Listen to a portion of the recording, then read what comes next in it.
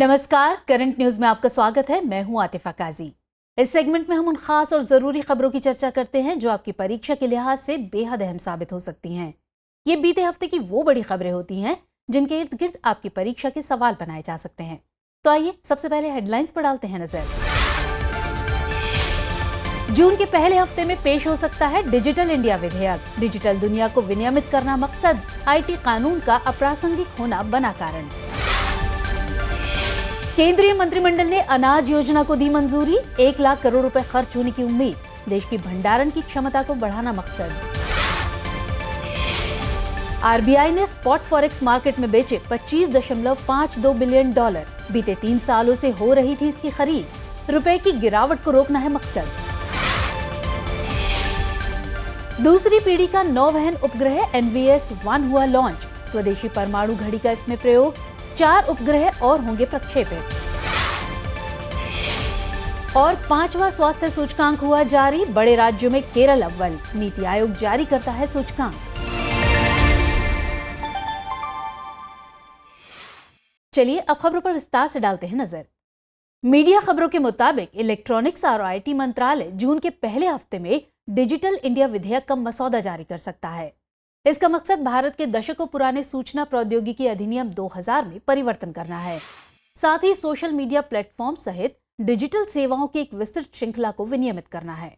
गौरतलब है कि वर्तमान में सूचना प्रौद्योगिकी अधिनियम 2000 इंटरनेट संस्थाओं को नियंत्रित करता है। इसमें संशोधन का कारण विभिन्न डिजिटल प्लेटफॉर्म और नई प्रौद्योगिकी का आना है।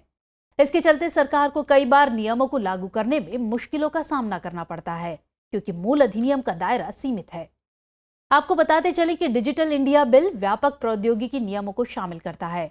इसमें digital personal data protection bill 2022, भारतीय दूरसंचार विधेयक 2022 और गैर व्यक्तिगत डेटा गवर्नेंस से संबंधित नीति शामिल है। इसके अलावा सेफ हार्बर प्रावधान पर पुनर्विचार, बिचौलियों या मध्यस्थों का वर्गीकरण, ऑनलाइन अपराध को IPC के तहत लाना जैसे पक्षों को शामिल किया गया है। आपको बता दें कि सेफ हार्बर का प्रावधान सूचना प्रौद्योगिकी अधिनियम की धारा 79 के तहत दिया गया है। इसमें कहा गया है कि एक मध्यस्थ किसी भी तीसरे पक्ष की जानकारी, डेटा या उसके द्वारा उपलब्ध या होस्ट किए गए संचार लिंक के लिए उत्तरदायी नहीं होगा। वर्तमान में इस प्रावधान के चलते कुछ संवेदनशील जानकारी को पोस्ट करने या उसे हटाने में सरकार को दिक्कतों का सामना करना पड़ता है। ऐसे में सोशल मीडिया कंपनियों के हानिकारक पोस्ट से जुड़ा सेफ हार्बर का प्रावधान अब प्रासंगिक नहीं है। इसी प्रकार अभी तक इस अधिनियम में भारत के इंटरनेट प्लेटफॉर्मों को उनकी प्रकृति के आधार पर वर्गीकृत करने का कोई प्रावधान नहीं है। इसके कारण सोशल मीडिया कंपनी और ई-कॉमर्स कंपनी के बीच अंतर पैदा करना मुश्किल हो रहा है। सरकार ऐसा करके सोशल मीडिया साइट्स, ई-कॉमर्स संस्थाओं, फैक्ट चेकिंग पोर्टल्स और ChatGPT जैसे AI आधारित प्लेटफॉर्म सहित ऑनलाइन प्लेटफॉर्म को विनियमित करना चाहती है। इसके अलावा ऑनलाइन स्तर पर हो रहे अपराध जो अभी IPC प्रावधानों के तहत कवर नहीं किए गए हैं, उनको अपराध की श्रेणी में लाना है, ताकि इंटरनेट के जरिए होने वाले अपराधों और फ्रॉड जैसी गतिविधियों पर विराम लगाया जा सके। हाल ही में दिल्ली उच्च न्यायालय ने एक 5 सदस्यीय पैनल की स्थापना की। इसका नाम राष्ट्रीय दुर्लभ रोग समिति रखा गया है। इससे संबंधित चिकित्सक, नीति निर्माता और स्वास्थ्य देखभाल संस्थानों के प्रतिनिधि शामिल हैं। न्यायालय ने इसकी स्थापना दुर्लभ रोगों की नीति को लागू करने और रोगियों के लिए कुशल उपचार सुनिश्चित करने के लिए की है। गौरतलब है कि दुर्लभ बीमारियों के लिए राष्ट्रीय नीति 2021 के तहत digital portal for crowd funding and voluntary donation portal शुरू किया गया था। इस पर सैकड़ों की तादाद में रोगियों ने अपना पंजीकरण करवाया। पंजीकृत रोगियों में ज्यादातर बच्चे थे। बाद में देखा गया कि उच्च लागत, संसाधनों की कमी और प्रतिस्पर्धा के चलते सरकार उनको उपचार देने में असफल रही। इसी पर दायर याचिका की सुनवाई करते हुए दिल्ली उच्च न्यायालय ने सरकार को इलाज सुलभ कराने का आदेश दिया, लेकिन आदेश का पालन नहीं होने के कारण कोर्ट ने समिति गठित कर दी। गौरतलब है कि दुर्लभ रोग एक ऐसी स्वास्थ्य स्थिति होती है जिसमें सामान्य बीमारियों की तुलना में बहुत कम लोग इन बीमारियों से प्रभावित होते हैं। वर्गीकृत दुर्लभ बीमारियों की संख्या लगभग 6 से 8 हजार है, लेकिन 5% से भी कम रोगों का उपचार उपलब्ध है। केंद्र सरकार इस बीमारी से पीड़ित रोगियों का उपचार करने और सहायता सुलभ करने के लिए राष्ट्रीय दुर्लभ रोग नीति 2021 लेकर आई। इसके तहत दुर्लभ रोगों की 3 सूची बनाई गई हैं। इसमें सूची 1 के तहत ऐसे रोगों को शामिल किया जाता है जिसके लिए एक बार के उपचार की आवश्यकता होती है। वहीं सूची 2 में शामिल रोगों के लिए दीर्घकालिक या आजीवन उपचार की आवश्यकता होती है, जबकि सूची 3 में ऐसे रोग आते हैं जिनके लिए निश्चित उपचार उपलब्ध है। बीते दिनों केंद्रीय मंत्रिमंडल की बैठक हुई। इस बैठक में सरकार ने सहकारिता क्षेत्र में अनाज भंडारण योजना को मंजूरी दी है। इस योजना पर 1 लाख करोड़ रुपए खर्च होने की उम्मीद है। सरकार का लक्ष्य अगले 5 साल में भंडारण की क्षमता को बढ़ाकर 2150 लाख टन करना है। दरअसल वर्तमान में देश की खाद्यान्न भंडारण क्षमता 1450 लाख टन है। सरकार की अगले 5 सालों में इसके 700 मीट्रिक टन बढ़ाने की योजना है। इस योजना के तहत कृषि और किसान कल्याण, उपभोक्ता मामलों के मंत्रालयों की विभिन्न योजनाओं को कवर किया गया है। इसका मकसद अन्न भंडारण सुविधाओं की कमी के चलते अनाज की बर्बादी और किसानों को औने पौने दामों पर फसल को बेचने से रोकना है। साथ ही आयात पर निर्भरता कम कर गांवों में रोजगार के अवसर बढ़ाना है। सहकारिता मंत्रालय देश के विभिन्न राज्यों और केंद्र शासित प्रदेशों के 10 चयनित जिलों में पहले पायलट तौर पर लागू करेगा। बाद में इसे सभी राज्यों में लागू किया जाएगा। इसे कार्यान्वित करने के लिए एक अंतर मंत्रालय समिति का भी गठन किया जाएगा, जिसके अध्यक्ष केंद्रीय सहकारिता मंत्री होंगे। इस योजना के तहत 2000 टन का अन्न भंडारण गोदाम हर ब्लॉक में बनाया जाएगा। किसानों को अन्न भंडारण की सुविधा प्राथमिक कृषि ऋण समितियों के माध्यम से प्रदान की जाएगी। भंडारण गृह में जमा किए गए अनाज पर किसान 70% का लोन भी ले सकेंगे। गौरतलब है कि देश में सालाना करीब 3100 लाख टन खाद्यान्न का उत्पादन होता है, लेकिन मौजूदा क्षमता के तहत गोदामों में कुल उपज का 47% ही रखा जा सकता है। हाल ही में आरबीआई ने नेट $25.52 बिलियन की बिक्री की। 3 सालों से डॉलर खरीदने के बाद ये पहला मौका है जब आरबीआई ने डॉलर बेचा है। आरबीआई ने स्पॉट फॉरेक्स मार्केट में अमेरिकी डॉलर बेचा है। स्पॉट एक्सचेंज वो जगह है जहां वित्तीय साधनों जैसे कि वस्तुओं, मुद्राओं और प्रतिभूतियों की बिक्री एवं खरीद तत्काल आधार पर की जाती है। गौरतलब है कि आरबीआई ने वित्त वर्ष 2022 में 17.312 अरब डॉलर की खरीदारी की थी। वहीं वित्त वर्ष 2021 में 68.315 अरब डॉलर और वित्त वर्ष 2020 में 45.097 अरब डॉलर की खरीदारी की थी। वित्तीय वर्ष 2019 में आरबीआई ने स्पॉट मार्केट में 15.377 बिलियन डॉलर की शुद्ध बिक्री की थी। इतना ही नहीं, बीते दिनों आरबीआई ने 2022-2023 के लिए केंद्र सरकार को अधिशेष के रूप में 87,416 करोड़ रुपए के हस्तांतरण को मंजूरी दी थी। ये राशि पिछले साल हस्तांतरित की गई राशि की लगभग 188% थी। जानकारों का कहना है कि आरबीआई के लाभांश का कारण आरबीआई द्वारा स्पॉट फॉरेक्स मार्केट में अमेरिकी डॉलर को बेचना था। आपको बता दें कि आरबीआई द्वारा डॉलर की बिक्री का मकसद रुपए में आने वाली गिरावट को रोकना है। जब रुपए में गिरावट आती है तो आरबीआई द्वारा डॉलर की बिक्री कर रुपए को स्थिर करने के लिए ये उपाय अपनाया जाता है। इसके अलावा आरबीआई लाभ कमाने के उद्देश्य से भी डॉलर की बिक्री करता है। बीते दिनों भारतीय रिजर्व बैंक ने अपनी सालाना रिपोर्ट जारी की। रिपोर्ट में light weight payment and settlement system की अवधारणा पेश की गई। इसे डिजिटल भुगतान के समकक्ष बंकर का नाम दिया गया है। हालांकि केंद्रीय बैंक ने इस भुगतान प्रणाली के लॉन्च की अभी कोई समय सीमा निर्धारित नहीं की है। केंद्रीय बैंक का कहना है कि इस प्रणाली के लिए बुनियादी ढांचा मौजूदा प्रणालियों जैसे यूपीआई, एनईएफटी और आरटीजीएस तकनीकों से अलग होगा। इसके न्यूनतम हार्डवेयर और सॉफ्टवेयर तकनीक पर काम करने की उम्मीद है। खास बात यह है कि इसे प्राकृतिक आपदाओं या युद्ध जैसी स्थितियों में कम लोगों की मदद से संचालित किया जा सकता है। आर्थिक जगत के मुताबिक इस प्रणाली से भुगतान में लगने वाले समय को कम करना आसान होगा। नतीजतन थोक भुगतान, इंटरबैंक भुगतान और आवश्यक भुगतान सेवाओं को सुविधाजनक बनाकर अर्थव्यवस्था में तरलता को साधना आसान होगा। इसके अलावा लोगों को डिजिटल लेन देन करने और उस पर विश्वास बनाए रखने में भी आसानी होगी। आपको बता दें कि भारतीय रिजर्व बैंक देश में भुगतान और निपटान प्रणाली को देखने और नियंत्रित करने वाला अकेला संस्थान है। आरबीआई का केंद्रीय बोर्ड गवर्नर की अध्यक्षता में इन कार्यों का निर्वहन करता है। इसी क्रम में आरबीआई ने साल 2005 में अलग भुगतान और निपटान प्रणाली विभाग बनाया। साथ ही सरकार ने भुगतान और निपटान प्रणाली अधिनियम 2007 पारित किया। हाल ही में इसरो ने NVS-1 नौवहन उपग्रह को लॉन्च किया। इसे GSLV F-12 की मदद से सतीश धवन अंतरिक्ष केंद्र से प्रक्षेपित किया गया। 2232 किलोग्राम के इस उपग्रह को लगभग 251 किलोमीटर की ऊंचाई पर GTO यानी जियो सिंक्रोनस ट्रांसफर ऑर्बिट में स्थापित किया गया है।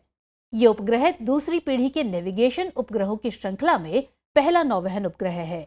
इसे बेंगलुरु में इसरो के UR राव सैटेलाइट सेंटर द्वारा निर्मित किया गया है। इसके अलावा 4 NVS उपग्रहों को लॉन्च करके इस समूह को पूरा किया जाएगा। इसरो की ये उड़ान इस रूप में ऐतिहासिक रहेगी कि इसमें पहली बार स्वदेशी रुबिडियम परमाणु घड़ी का प्रयोग किया गया है। इस परमाणु घड़ी को अहमदाबाद स्थित अंतरिक्ष अनुप्रयोग केंद्र ने निर्मित किया है। अभी तक भारत आयातित परमाणु घड़ी का प्रयोग करता था। आपको बता दें कि वर्तमान में इसरो की नाविक यानी नेविगेशन विद इंडियन कॉन्स्टलेशन नामक एक क्षेत्रीय नेविगेशन उपग्रह प्रणाली प्रयोग में है। इससे पहले IRNSS यानी भारतीय क्षेत्रीय नेविगेशन सैटेलाइट सिस्टम के रूप में जाना जाता था। ये भारत में और उसके आसपास नेविगेशन, समय और विश्वसनीय पोजीशनिंग सेवाएं प्रदान कर रहा है। GTO यानी जियो सिंक्रोनस ट्रांसफर ऑर्बिट या जियो स्टेशनरी ट्रांसफर ऑर्बिट एक प्रकार की जियोसेंट्रिक ऑर्बिट है। भूसमकालिक या भूस्थिर कक्षा में स्थापित किए जाने वाले उपग्रहों को हमेशा अपनी अंतिम कक्षा तक पहुंचने के लिए एक मध्यवर्ती चरण के रूप में GTO में रखा जाता है। ये ऑर्बिट अंडाकार संरचना की होती है। हाल ही में JME यानी joint child malnutrition estimates report जारी की गई। इस रिपोर्ट को यूनिसेफ ने WHO और विश्व बैंक के सहयोग से तैयार किया है। रिपोर्ट के मुताबिक भारत में 5 साल से कम उम्र के बच्चों के बौनेपन की दर में कमी आई है। हालांकि घटता वजन और बढ़ता मोटापा अभी भी चिंता का विषय बना हुआ है। रिपोर्ट का दावा है कि वैश्विक स्तर पर स्टंटिंग की व्यापकता दर 2012 के 26.3% से घटकर 2022 में 22.3% हो गई है। दक्षिण एशिया में ये 40.3% से घटकर 30.5% हो गई है। भारत में 5 साल से कम उम्र के बच्चों में स्टंटिंग की व्यापकता दर 2012 में 41.6% थी, जो 2022 में घटकर 31.7% रह गई है। इस प्रकार ऐसे बच्चों की संख्या 52 लाख से घटकर 36 लाख हो गई। नतीजतन स्टंटिंग के मामले में भारत की वैश्विक भागीदारी 30% से घटकर 25% रह गई है। दुर्बलता या वेस्टिंग की बात करें तो 2022 में भारत में इसकी दर 18.7% रही, जबकि वैश्विक स्तर पर भारत की हिस्सेदारी 49% दर्ज की गई। भारत में मोटापे के मामले में मामूली रूप से वृद्धि देखने को मिली है। ये 2012 के 2.2% से बढ़कर 2022 में 2.8% हो गई है। इस प्रकार भारत की वैश्विक हिस्सेदारी बढ़कर 8.8% हो गई है। रिपोर्ट के मुताबिक 2025 तक विश्व स्वास्थ्य संगठन के वैश्विक पोषण लक्ष्यों और 2030 तक सतत विकास लक्ष्य 2 को हासिल करने की प्रगति अभी भी अपर्याप्त है। वैश्विक स्तर पर केवल 1/3 देश 2030 तक स्टंटिंग बच्चों की संख्या को आधा करने के लिए गंभीरता से कार्य कर रहे हैं। यहां तक कि बहुत कम देशों के 2030 तक अधिक वजन के लिए 3% प्रसार लक्ष्य को हासिल करने की उम्मीद है। वर्तमान में 6 में से केवल 1 देश लक्ष्य को हासिल करता हुआ दिख रहा है। भारत में स्टंटिंग में गिरावट राष्ट्रीय परिवार स्वास्थ्य सर्वेक्षण 5 के आंकड़ों के अनुरूप है, जिसने पिछले सर्वेक्षण के 38% की तुलना में 35.5% का अनुमान लगाया है। हाल ही में अंटार्कटिक महासागरीय धाराओं से जुड़ा एक शोध प्रकाशित हुआ। ये शोध नेचर क्लाइमेट चेंज पत्रिका में प्रकाशित किया गया। शोध को CSIRO यानी Commonwealth Scientific and Industrial Research Organisation के वैज्ञानिकों ने अंजाम दिया है। वैज्ञानिकों का दावा है कि 1990 के दशक के बाद से अंटार्कटिक बर्फ के पिघलने से वैश्विक स्तर पर गहरे समुद्र के प्रवाह में लगभग 30% की कमी हुई है। इससे पृथ्वी के जलवायु पैटर्न और समुद्र के स्तर में वृद्धि जैसे परिणाम देखने को मिल सकते हैं। साथ ही विपरीत परिसंचरण में कमी होने का भी अनुमान है। शोध के मुताबिक दक्षिणी महासागर विपरीत परिसंचरण के लिए जाना जाता है। साथ ही ये वैश्विक वर्षा और वार्मिंग पैटर्न सहित पृथ्वी की जलवायु को प्रभावित करता है। इसके अलावा ये महासागरों की गर्मी और कार्बन डाइऑक्साइड की मात्रा को भी निर्धारित करने में प्रमुख भूमिका निभाता है। ऐसे में वैज्ञानिकों की चेतावनी है कि समुद्र के प्रवाह में कमी के गंभीर प्रभाव देखने को मिलेंगे। शोध का दावा है कि अंटार्कटिक की बर्फ पिघलने से अंटार्कटिक तलीय जल का निर्माण बाधित होगा, क्योंकि इससे सतही जल ताजा और कम घना हो जाता है। नतीजतन इस जल का सतह के नीचे जाना बाधित हो जाता है। इससे गहरे समुद्र में ऑक्सीजन की आपूर्ति में भी कमी देखने को मिल सकती है। ऑक्सीजन के स्तर में इस कमी से समुद्री खाद्य श्रृंखला प्रभावित होगी। साथ ही कार्बन डाइऑक्साइड और ऊष्मा को संग्रहित करने की समुद्र की क्षमता में कमी से ग्लोबल वार्मिंग में वृद्धि होगी। हाल ही में वैज्ञानिकों की एक टीम ने रेडियो वेव से जुड़ी अपनी रिसर्च साझा की है। FRB यानी फास्ट रेडियो बर्स्ट के बारे में पता चला है कि जितनी ऊर्जा सूर्य एक हफ्ते में उत्पन्न करता है उतना ये रेडियो वेव्स एक मिलीसेकंड में करती हैं। FRB की खोज आज से लगभग 15 साल पहले हुई थी और तब इन्हें पहली बार रिकॉर्ड किया गया था। विशेषज्ञों के अनुसार FRB की सटीक उत्पत्ति के बारे में कुछ ठोस जानकारी अब तक हासिल नहीं हुई है। हालांकि ऐसा माना जाता है कि इलेक्ट्रोमैग्नेटिक वेव्स शायद मृत तारों से निकलने वाली ऊर्जा से उत्पन्न होती हैं। कुछ FRB ऐसे हैं जिन्हें बस एक बार देखा गया है, वहीं कुछ ऐसे भी हैं जिनकी पुनरावृत्ति दर्ज की गई है। रिपोर्ट में बताया गया है कि FRB का फैराडे रोटेशन माप, जो कि इसकी चुंबकीय क्षेत्र की ताकत का एक संकेतक माना जाता है, वो अत्यधिक परिवर्तनशील है, जिसके कारण FRB की दिशा भी 2 बार बदल गई है। ऐसा माना जा रहा है कि FRB का स्रोत एक बाइनरी स्टार सिस्टम की परिक्रमा करता है, जहां साथी तारा शायद एक विशाल तारा है या फिर ब्लैक होल भी हो सकता है। खगोलविदों के अनुसार FRB के विषय में अधिक जानकारी के लिए एडवांस रेडियो टेलीस्कोप की आवश्यकता है। कई देशों ने अपने एडवांस रेडियो टेलीस्कोप बनाए हैं। इसमें अमेरिका का Very Large Array and Deep Synoptic Array 110, चीन का 500 metre Aperture Spherical Radio Telescope, Australia का स्क्वायर किलोमीटर एरे पाथफाइंडर और भारत का Upgraded joint metre wave Radio Telescope शामिल है। वहीं रेडियो टेलीस्कोप की बात करें तो इसकी सहायता से ही रेडियो प्रकाश तरंगों को एकत्र किया जाता है और उनकी केंद्रीयता बढ़ाकर इनका उपयोग विश्लेषण हेतु किया जाता है। ये तारों, आकाशगंगा, ब्लैक होल और अन्य खगोलीय पिंडों से उत्पन्न होने वाले रेडियो वेव्स का अध्ययन करने में मददगार साबित होती हैं। हाल ही में ADB यानी एशियन डेवलपमेंट बैंक ने भारत के लिए नई CPS यानी कंट्री पार्टनरशिप स्ट्रैटेजी लॉन्च की। इसका मकसद मजबूत साझेदारी के माध्यम से जलवायु और समावेशी विकास के लिए भारत के अभियान का समर्थन करना है। साथ ही भारत के साथ अपने संबंधों को सुधारना भी है। इसके अलावा 2023-2027 के बीच देश में संरचनात्मक परिवर्तन, रोजगार सृजन में तेजी और सामाजिक और आर्थिक समावेशन पर भी ध्यान केंद्रित करेगा। एशियाई विकास बैंक का कहना है कि वर्तमान में भारत तेजी से बढ़ती हुई प्रमुख वैश्विक अर्थव्यवस्थाओं में से एक है। ऐसे में भारत के लिए आय और क्षेत्रीय विषमता, अवसंरचना एवं मानव विकास की राह में आने वाली चुनौतियों से निपटकर समावेशी विकास को बनाए रखना जरूरी है। परिस्थिति के मद्देनजर ADB ने भारत में औद्योगिक गलियारों, मल्टी मॉडल लॉजिस्टिक्स सिस्टम, शहरी बुनियादी ढांचा, कौशल विकास और देश के छोटे राष्ट्रीय प्रमुख कार्यक्रमों में योगदान देने की घोषणा की है। जानकारों के मुताबिक ADB के इस कदम से विनिर्माण और सेवा क्षेत्रों में अधिक रोजगार सृजित होने की उम्मीद है। साथ ही इस उपाय से शहरी क्षेत्रों की क्षमता में भी वृद्धि होने की संभावना है।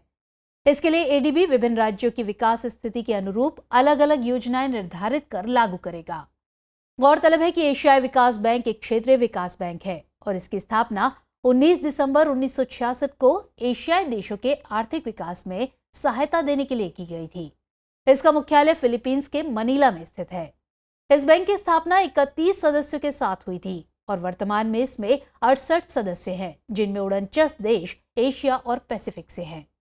भारत ADB का चौथा सबसे बड़ा शेयर धारक देश है। दिसंबर 2022 तक ADB भारत के सार्वजनिक क्षेत्रों में लगभग 52.6 और निजी क्षेत्र में 8 बिलियन अमेरिकी डॉलर की सहायता उपलब्ध करा चुका है। हाल ही में नीति आयोग द्वारा 5वां स्वास्थ्य सूचकांक जारी किया गया। इसे विश्व बैंक और केंद्रीय स्वास्थ्य एवं परिवार कल्याण मंत्रालय के सहयोग से तैयार किया गया है। राज्यों को 3 कैटेगरी में बांटकर 2 आधारों यानी समग्र प्रदर्शन और वृद्धिशील प्रदर्शन के आधार पर सूचकांक तैयार किया गया है। राज्यों की कैटेगरी में बड़े राज्य, छोटे राज्य और केंद्र शासित प्रदेश शामिल हैं। बड़े राज्य में जहां 19 राज्य, वहीं छोटे में 8 राज्य शामिल हैं।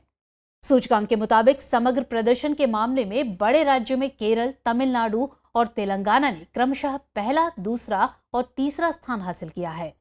इसके अलावा उत्तर प्रदेश ने 18वां और मध्य प्रदेश ने 17वां स्थान हासिल किया है, जबकि बिहार इस सूची में 19वां स्थान हासिल कर सबसे निचले पायदान पर रहा।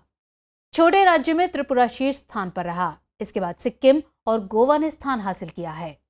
केंद्र शासित प्रदेशों में लक्षद्वीप को शीर्ष प्रदर्शनकर्ता के रूप में पहचान मिली है, तो वहीं दिल्ली को सबसे खराब प्रदर्शनकर्ता का दर्जा प्राप्त हुआ है। गौरतलब है कि सूचकांक को 3 संकेतकों के आधार पर तैयार किया जाता है। इसके तहत शामिल है स्वास्थ्य परिणाम, शासन तथा बुनियादी ढांचा, महत्वपूर्ण इनपुट एवं प्रक्रियाएं। स्वास्थ्य परिणाम के तहत नवजात मृत्यु दर, मातृ मृत्यु दर, शिशु मृत्यु दर और जन्म के समय लिंगानुपात को शामिल किया जाता है। वहीं शासन तथा बुनियादी ढांचा के अंतर्गत संस्थागत प्रसव, नियुक्त व्यक्तियों की क्षमता और अस्पतालों में बुनियादी ढांचा की स्थिति को शामिल किया जाता है। इसके अलावा महत्वपूर्ण इनपुट एवं प्रक्रियाओं में हेल्थ केयर प्रोवाइडर और कार्यात्मक स्वास्थ्य सुविधाएं, जन्म तथा मृत्यु रजिस्ट्रेशन, क्षय रोग के निदान में सफलता दर शामिल है। आपको बता दें कि इस सूचकांक को साल 2017 में प्रारंभ किया गया था। बीते दिनों प्रधानमंत्री द्वारा नई संसद का उद्घाटन किया गया। ये पार्लियामेंट अपने आप में कई विशेषताओं के कारण चर्चा में है। इसमें स्थापित किया जाने वाला सेंगोल उनमें से एक है।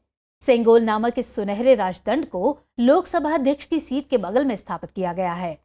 ये राजदंड ऐतिहासिक रूप से बहुत खास इसलिए है क्योंकि लॉर्ड माउंटबेटन ने भारत की आजादी से ठीक पहले इसे प्रथम प्रधानमंत्री जवाहरलाल नेहरू को दिया था। हालांकि सेंगोल या राजदंड देने की यह परंपरा चोल राजवंश की देन है। असल में चोल राजवंश में एक शासक से दूसरे शासक को राज्य हस्तांतरण के समय राजदंड देने की प्रथा थी। परंपरा के तहत मुख्य पुजारी नए राजा को राजदंड देते थे और इसी परंपरा का पालन भारत के सत्ता हस्तांतरण के समय किया गया था। मीडिया रिपोर्ट्स के मुताबिक इस राजदंड की लंबाई 5 फीट है और इसके शीर्ष पर भगवान शिव के प्रतीक नंदी की प्रतिमा को उकेरा गया है, जो न्याय का प्रतीक है। इस राजदंड का रंग गोल्डन है। गौरतलब है कि सेंगोल शब्द को तमिल शब्द सेम्मई से लिया गया है और इसका अर्थ होता है धार्मिकता। आधिकारिक दस्तावेज के मुताबिक चेन्नई स्थित वुम्मिदी बंगारू चेट्टी ज्वेलर्स को सेंगोल के निर्माण का काम सौंपा गया था। इसे वुम्मिदी एथिराजुलू और वुम्मिदी सुधाकर द्वारा बनाया गया था। तो चलिए खबरों के बाद अब बुलेटिन से जुड़े 5 सवालों पर डालते हैं एक नजर। आज के बुलेटिन पर आधारित 5 प्रश्न इस प्रकार हैं। पहला प्रश्न है, निम्नलिखित कथनों पर विचार कीजिए। कथन है, सामान्य बीमारियों की तुलना में बहुत कम लोग दुर्लभ रोग से प्रभावित होते हैं। दूसरा कथन है, राष्ट्रीय दुर्लभ रोग नीति को 2021 में अपनाया गया था। और तीसरा है, राष्ट्रीय दुर्लभ रोग नीति सूची 1 के तहत ऐसे रोगों को शामिल किया गया है जिसके लिए कई बार उपचार की आवश्यकता होती है। उपर्युक्त में से कितने कथन सही हैं? केवल 1, केवल 2, सभी 3, कोई भी नहीं। अगला प्रश्न है, निम्नलिखित कथनों पर विचार कीजिए। कथन है, NVS-1 नौवहन उपग्रह को इसरो ने लॉन्च किया है। इसका भार 2000 किलोग्राम है। इस उपग्रह को लगभग 251 किलोमीटर की ऊंचाई पर जियोसिंक्रोनस ट्रांसफर ऑर्बिट में स्थापित किया गया है। उपर्युक्त में से कितने कथन सही हैं? केवल 1, केवल 2, सभी 3 या कोई भी नहीं। बढ़ते हैं अगले प्रश्न की तरफ। अगला प्रश्न है, कंट्री पार्टनरशिप स्ट्रेटजी से संबंधित निम्नलिखित कथनों पर विचार कीजिए। यह एशियन डेवलपमेंट बैंक की भारत से संबंधित एक पहल है। इसके अंतर्गत 2023 से 2027 के बीच भारत के संरचनात्मक परिवर्तन, रोजगार सृजन और सामाजिक और आर्थिक समावेशन पर ध्यान केंद्रित किया जाएगा। इसके तहत औद्योगिक गलियारों, मल्टी मॉडल लॉजिस्टिक सिस्टम, शहरी बुनियादी ढांचे का विकास किया जाएगा। उपर्युक्त में से कितने कथन सही हैं? केवल 1, केवल 2, सभी 3 या कोई भी नहीं। हमारा अगला प्रश्न है, नीति आयोग के 5वें स्वास्थ्य सूचकांक के संदर्भ में निम्नलिखित कथनों पर विचार कीजिए। बड़े राज्यों की श्रेणी में केरल, तमिलनाडु और तेलंगाना क्रमशः पहले, दूसरे और तीसरे स्थान पर रहे। इसे विश्व बैंक और केंद्रीय स्वास्थ्य एवं परिवार कल्याण मंत्रालय के सहयोग से तैयार किया गया है। इसका प्रकाशन वर्ष 2018 से आरंभ हुआ है। उपर्युक्त में से कितने कथन सही हैं? केवल 1, केवल 2, सभी 3 या कोई भी नहीं। अगला प्रश्न है, सेंगोल के संदर्भ में निम्नलिखित कथनों पर विचार कीजिए। इसे लोकसभा अध्यक्ष की सीट के बगल में स्थापित किया गया है। सेंगोल या राजदंड देने की यह परंपरा चोल राजवंश की देन है। सेंगोल का शाब्दिक अर्थ धार्मिकता है। उपर्युक्त में से कितने कथन सही हैं? केवल 1, केवल 2, सभी 3 या कोई भी नहीं। तो फिलहाल इस बुलेटिन में इतना ही। खबरों को विस्तार से पढ़ने के लिए विजिट करें www.drishtiis.com पर। साथ ही दृष्टि आईएएस के हिंदी, अंग्रेजी यूट्यूब चैनल और दृष्टि पीसीएस यूट्यूब चैनल को लाइक, शेयर और सब्सक्राइब करना ना भूलें। लेकिन चलते चलते डालते हैं कुछ छोटी मगर जरूरी खबरों पर नजर।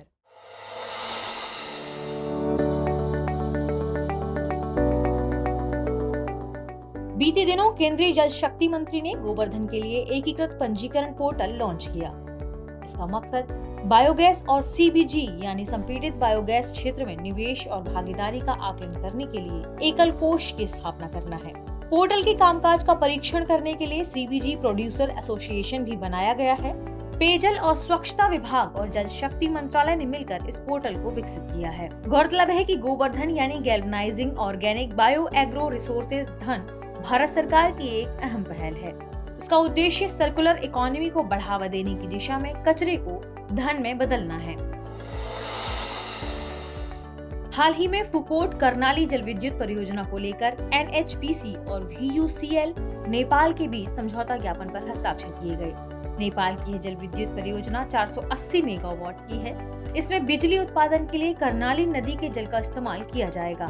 साथ ही पैदा की गई बिजली को नेपाल की एकीकृत बिजली प्रणाली में भेजा जाएगा। गौरतलब है कि NHPC लिमिटेड भारत का सबसे बड़ा जल विद्युत विकास संगठन है। यह कंपनी लिमिटेड नेपाल में सार्वजनिक निजी भागीदारी मॉडल में बड़ी जल विद्युत परियोजनाओं के विकास, निर्माण, स्वामित्व और संचालन के लिए जिम्मेदार है।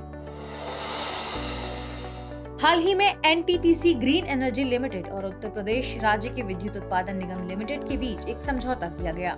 इसका मकसद नवीकरणीय ऊर्जा विद्युत पार्कों और परियोजनाओं के विकास में सहयोग करना है। इसके तहत रिहंद जलाशय और अयोध्या शहर में जहां भी भूमि उपलब्ध होगी वहां समर्पित सोलर PV प्रोजेक्ट लगाया जाएगा।